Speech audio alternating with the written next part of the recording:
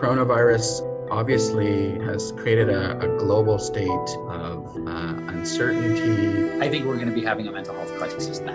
COVID-19 can be characterized as a pandemic.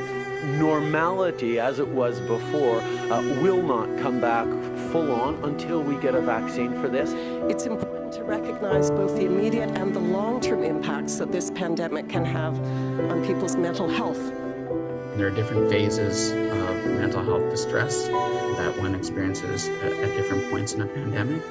The other differences that probably distinguish it from other disasters would be the level of self-isolation, physical distancing, travel restrictions. Hi, I'm Dr. Sanjeev Sakaling. I'm a psychiatrist and vice president at the Center for Addiction and Mental Health. The most common things we're going to notice are going to be tied to anxiety and mood disorders. Hi, my name is Dr. Raymond Abdurrahman. I'm a clinical and consultative psychologist, an expert on anxiety and trauma. So here are my top tips on how to cope. Number one, and this is the biggest one, stay in contact with other people. The biggest thing that we are missing is contact with people that we care about, our coworkers. Good old-fashioned phone call, being in touch with social media is number one. Number two, we want to manage the amount of information we get. We need to be informed. The World Health Organization is now calling the global coronavirus outbreak a pandemic. The news is tough, the predictions blunt. But we don't need to be inundated with this information. So limit your access to the news. Set a time where you can actually touch base and find out what you need to and then carry on with your day. Number three, have a regular routine as close as possible. It won't be what you're used to, but set a routine as much as you can. And so my next point is ultimately about learning to be okay with things not being perfect. We have to revisit what it means to be professional.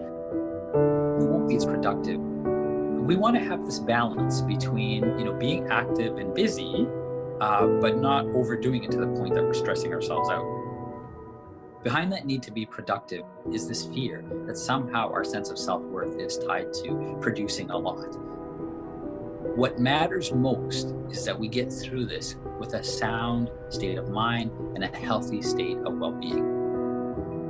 We need to change our thoughts from the what if to the now what. That gives us some sense of control. The more we're able to write them down, that will give us greater control over things instead of just looping them through in our heads.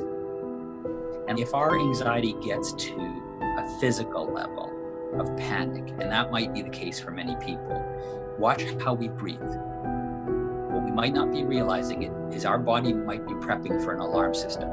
Start to breathe from your nose in a calm and relaxed way. There's a lot of videos on YouTube on relaxed breathing. That's also a good way to stay calm.